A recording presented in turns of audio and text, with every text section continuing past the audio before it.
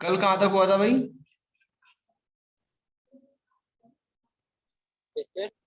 कल कहाँ तक पढ़ा था हमने?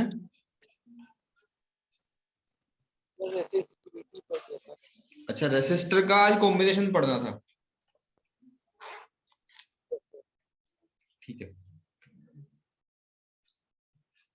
देखो सबसे पहला टाइप है इसका रेसिस्टर इन सीरीज। रेसिस्टर को सीरीज ऑर्डर में कनेक्ट करना। सीरीज का मतलब होता है कि एक के बाद एक ऐसे कनेक्ट कर दिया, इसी सीरीज में कनेक्ट कर दिया। When two or more resistor are connected end to each other, then they are said to be connected in series। जैसे आपके सामने ये फोटो बना हुआ है, ये R1 R2 R3 जो रेसिस्टेंस है वो सीरीज ऑर्डर में कनेक्ट कर रखे हैं। एक एक कॉन्सेप्ट को ध्यान से समझना। ये बैटरी हमने कंडक्ट कर दी -2+, ठीक है, और करंट का फ्लो होना स्टार्ट हो गया पॉजिटिव टू नेगेटिव। इतना तो पता ही है हमें। अब यहाँ दो चीजें इंपॉर्टेंट हैं। जब इस सर्किट में इलेक्ट्रिक करंट फ्लो होगा तो इलेक्ट्रिक करंट क्या हर एक रेजिस्टेंस पे बराबर बराबर मात्रा में जाएगा या कम हो जाएगा? दूसरी बात, क्या जो वोल्टेज है वो हर एक रेजिस्टेंस पे सेम मात्रा में जाएगी या अलग अलग हो जाएगी?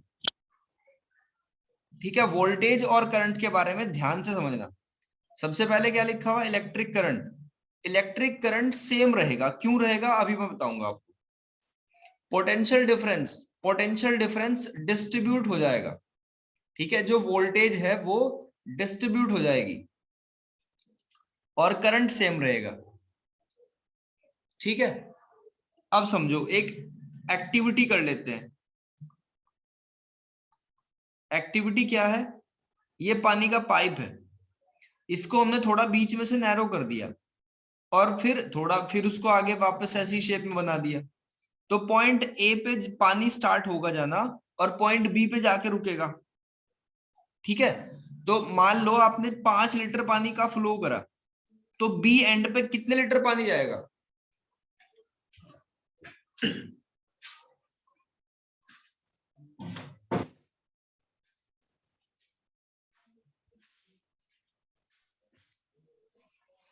अगर ए एंड से 5 लीटर पानी आपने स्टार्ट करा तो बी एंड पे कितने लीटर पानी जाएगा? 2.5। क्यों? आधा हो जाएगा तो हाई टेकर लो। नहीं, हमने ये तो बताया नहीं ना आधा कैसे हो जाएगा।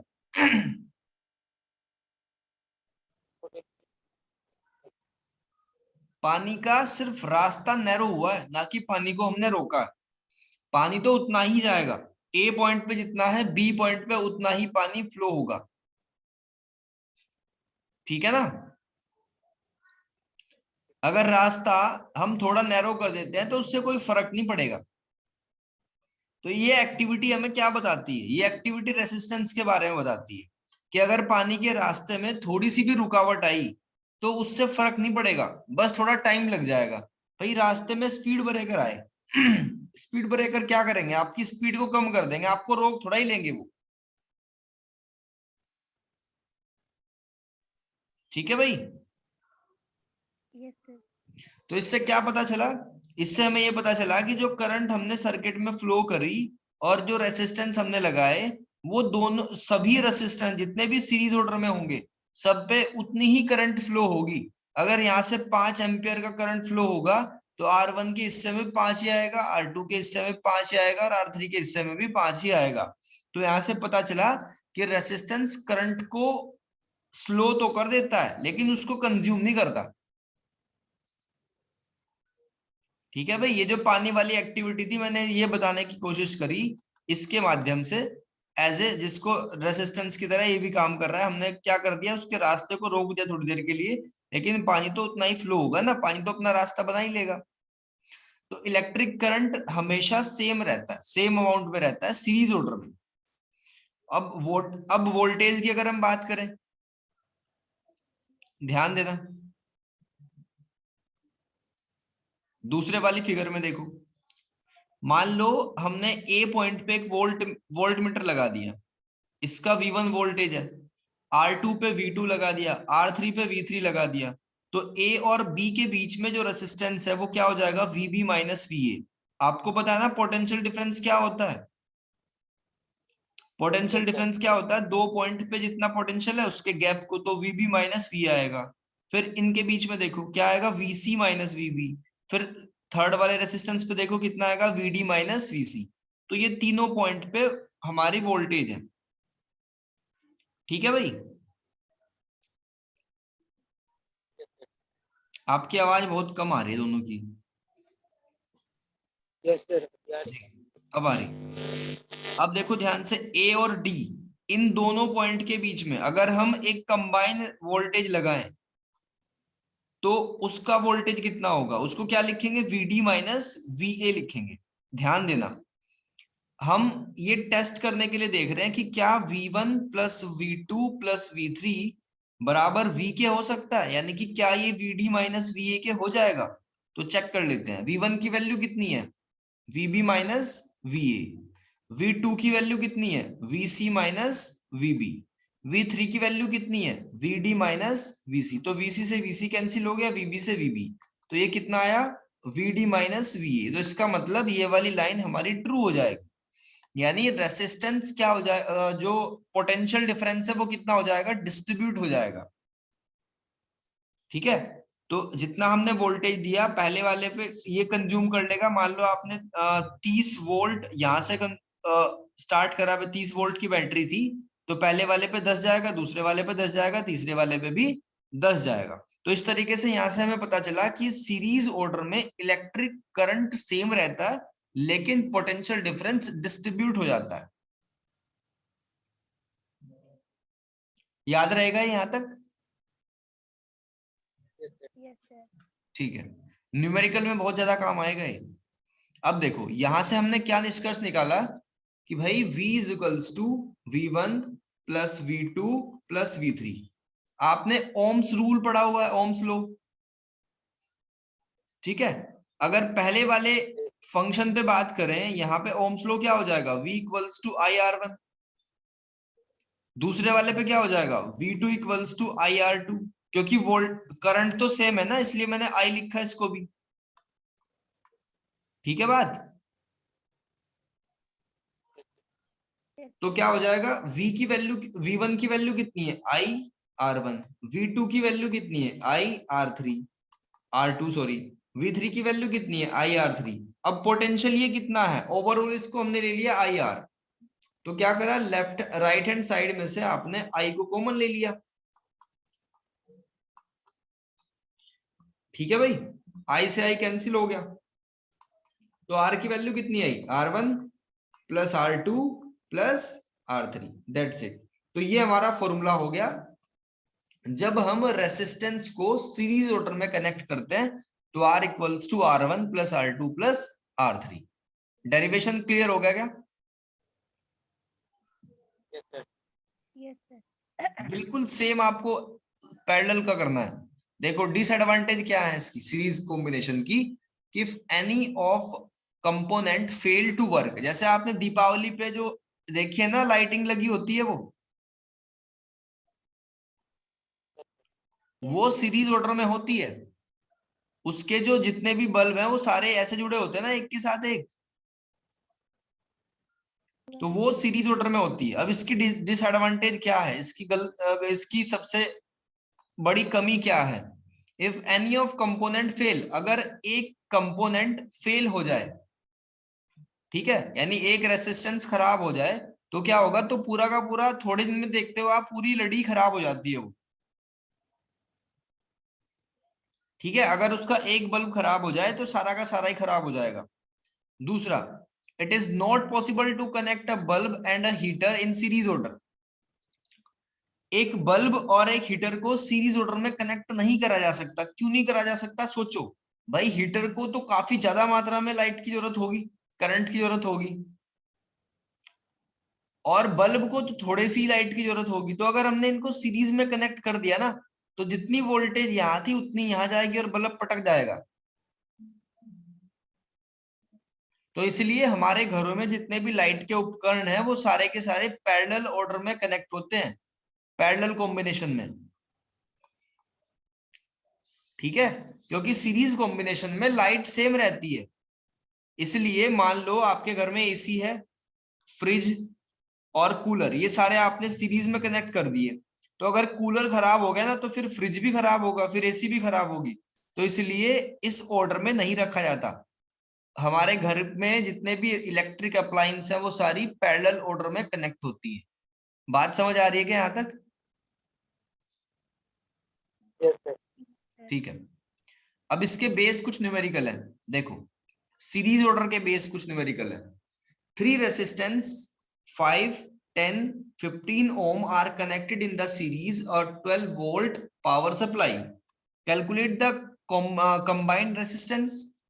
तो फिगर ये बनेगी, पहला रेसिस्टेंस, फिर दूसरा रेसिस्टेंस और तीसरा रेसिस्टेंस, और बैटरी लगा रखी है कितने वोल्ट की?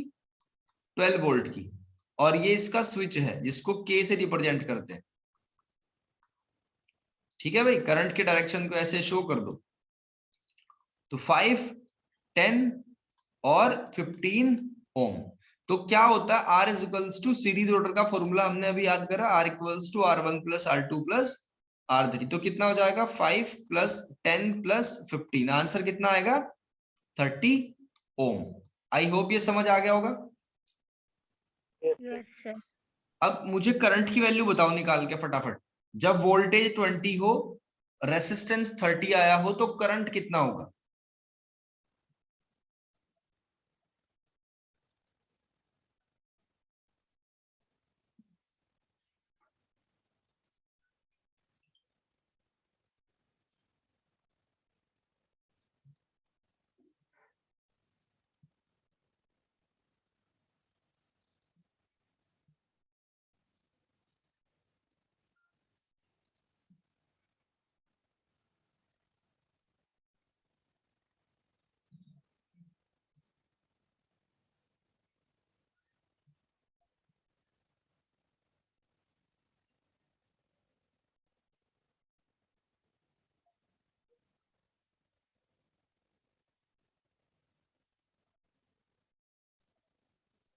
Sir 2.5।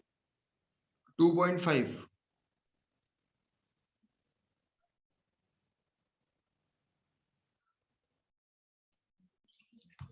I equals to V upon R। V कितना है 12 और R कितना है 30। कैंसिल करके देखना कितना आएगा आंसर, 3 4 जा 10 जा 0.4 एम्पियर आएगा भाई। क्या कैलकुलेशन करी है आपने? सर मैंने उल्टा कर दिया 30 by. I V equals to I R का रूल है ना अपना, ओम्स लो, उसी में पुट कर दो। फिर इसमें आगे क्या करना था, करंट निकाल दिया, and in each resistor and potential difference across each resistor. ठीक है, यहाँ पे जो पोटेंशियल डिफरेंस अगर हमें पता करना हो तो कितना होगा, तो यहाँ अगर पर्टिकुलर हर एक पे देखा जाए तो करंट तो 0.4 एम्पियर ही होगी ना, यहाँ भी 0.4 एम्पियर, लेकिन वोल्टेज अलग अलग हो जाएंगी सब में। तो वोल्टेज कितनी होगी यहाँ, V1 इक्वल्स टू क्या हो जाएगा, IR1। I कितना है 0.4, R1 कितना है 5, तो आंसर आ जाएगा 2 वोल्ट। फिर दूसरे में क्या हो जाएगा, I कितना है 0.4 और R कितना है 10, तो यहाँ जाएगा 4 वोल्ट। फिर लास्ट वाले पे ऐसे निकालना है, V3 इक्वल्स टू I कितना है 0.4, R कितना है 15, तो यह जाएगा 6 वोल्ट।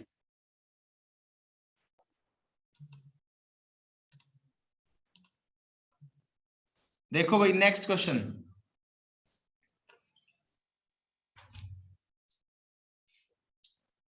इसके बाद आपको सेकंड वाला करना है। Study the following electric circuit, find reading the ammeter, यानी कि वोल्ट करंट कितना होगा और फिर वोल्टेज V की वैल्यू कितनी होगी। क्वेश्चन समझ आ गया क्या देख के फिगर?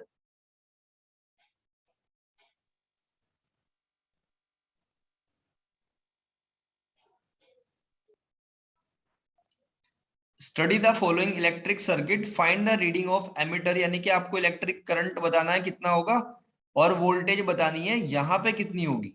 मेरी आवाज आ रही है क्या?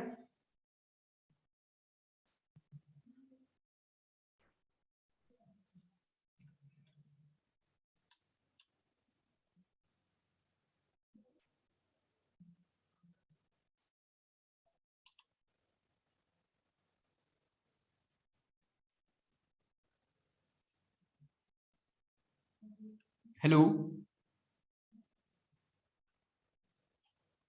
हेलो।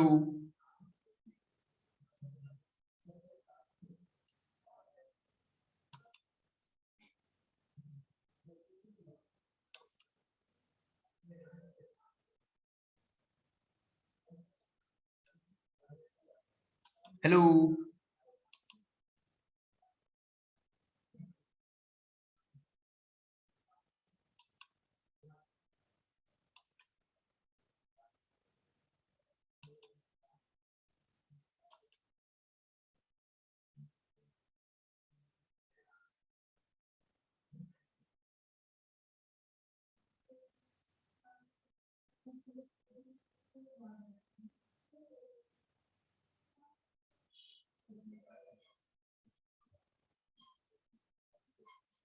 हेलो।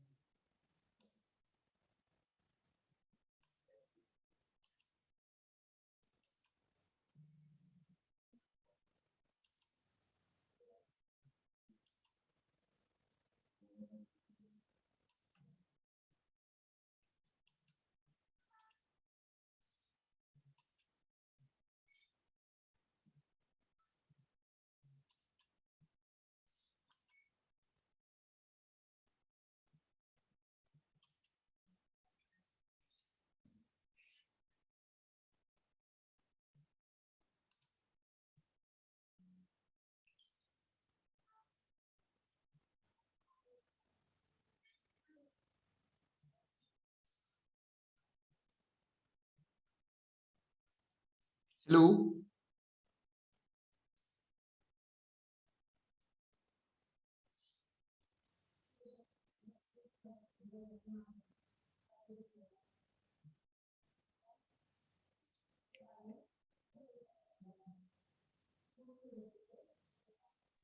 सर। भैया आपकी आवाज बहुत कम आ रही है। Yes sir.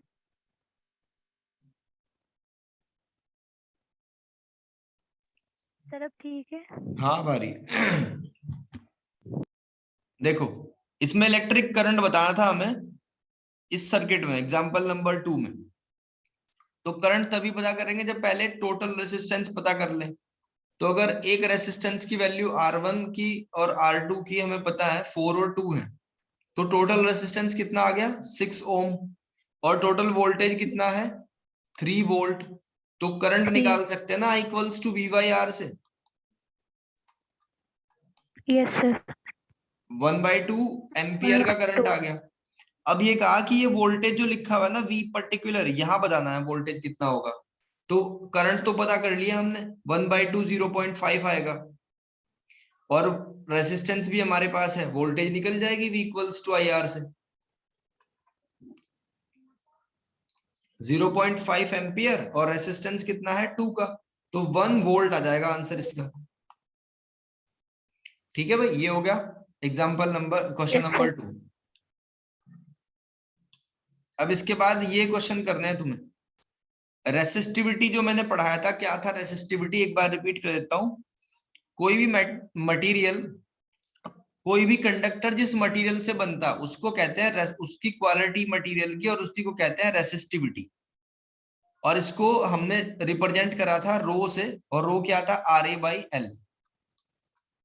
रेसिस्टिविटी की यूनिट हमने पढ़ी थी, क्या यूनिट थी इसकी यूनिट थी ओम मीटर, मीटर। या इसको कहा था रोहो।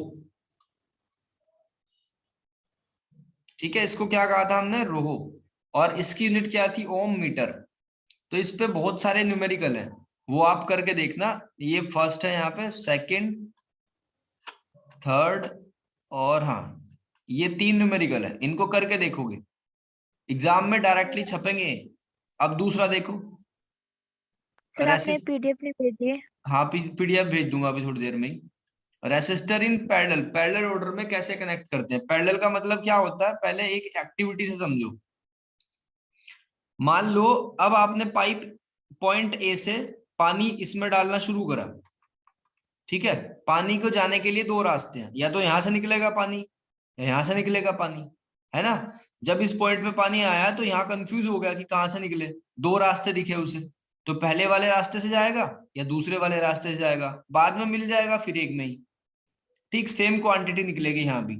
तो इस एक्टिविटी से हमने क्या सीखा कि अगर रास्ते बदल दिए जाएं तो फाइनल करंट वही होगा, ठीक। अब यही है आपका पैरेलल ऑर्डर। पैरेलल ऑर्डर में क्या हुआ कि इलेक्ट्रिक करंट हमने यहां से छोड़ा और यहां जाते ही इलेक्ट्रिक करंट कंफ्यूज हो गया, 3 रास्ते मिले, तो यहाँ पे I1 I2 I3 अलग अलग जाएगा ना, यहाँ पे अलग मात्रा में पानी होगा, यहाँ पे अलग मात्रा में पानी होगा। तो वैसे ही रेसिस्टेंस को समझो, ये गया करंट यहाँ पे, इसको कहा हमने I1 I2, फिर आके एक ही पॉइंट पे मिल गया, ये दोनों रास्ते पानी के एक ही जगह तो मिले थे आगे, ठीक है। फिर करंट आई फ्लो हुआ। तो इससे क्या बात सीखी हमने? इससे बात ये सीखी कि यहाँ पे करंट का डिस्ट्रीब्यूशन हो जाएगा, ठीक है। पैरेलल ऑर्डर में क्या होगा, करंट का डिस्ट्रीब्यूशन हो जाएगा और वोल्टेज सेम रहेगी, ठीक है। करंट का डिस्ट्रीब्यूशन हो जाएगा और वोल्टेज रहेगी सेम। और सीरीज ऑर्डर में क्या था, वोल्टेज का डिस्ट्रीब्यूशन हुआ था, करंट थी सेम, ठीक है। अब क्या बताया मैंने, करंट का डिस्ट्रीब्यूशन हो गया, तो यानी करंट क्या होगी, I equals to I1 plus I2 plus I3। और अगर पहले वाले रेसिस्टेंस पे बात करी जाए तो I1 क्या होगा, V अपॉन R1, I2 क्या होगा दूसरे वाले पे, V अपॉन R2, क्योंकि वोल्टेज सेम है, V ले रखी है हमने हर जगह, ठीक है। और टोटल करंट क्या होगा, V अपॉन R।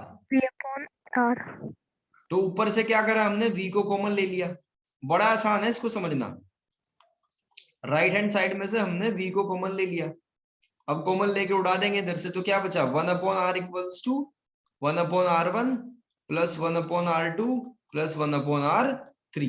तो जब भी कोई 2 रेसिस्टेंस पैरेलल ऑर्डर में कनेक्ट होंगे तो आप यही रेसिस्टेंस का फॉर्मूला लगाओगे। फिर से रिकॉल करो एक बार, सीरीज ऑर्डर में वोल्टेज डिस्ट्रीब्यूट हुई थी और पैरेलल ऑर्डर में करंट डिस्ट्रीब्यूट होगा, दैट्स इट, ठीक है भाई। Yes sir. Application of parallel combination in daily life, घरों में जो आप बिजली यूज करते हो वो सारी पैरेलल ऑर्डर में ही होती है। क्यों? क्योंकि एसी को अलग बिजली चाहिए होती है, अलग वोल्टेज चाहिए होती है, और फैन को अलग वोल्टेज चाहिए होती है, फोन के चार्जर को अलग चाहिए होती है, ठीक है। तो इसलिए हम क्या यूज करते हैं, घरों में पैरेलल ऑर्डर में इलेक्ट्रिक करंट को यूज करते हैं। तो parallel combination of resistor is highly useful in circuit use daily life, as the circuit used have component of different resistance requiring different amount of current, क्योंकि सबको अलग अलग current चाहिए होता है। This type of combination in circuit divide the current among the component electric gadgets so that they have necessary amount of current to operate properly, मतलब जितना उनको चाहिए उतना ही मिलेगा। This is the reason of connecting electrical appliance in parallel combination in household circuit, घरों के circuit है इसलिए हम उसको पैरेलल में कनेक्ट करके रखते हैं, ठीक है भाई। Yes sir. ये इसके आगे न्यूमेरिकल है, मैं कराऊंगा न्यूमेरिकल, तो मैं कराऊंगा पैरेलल वाले।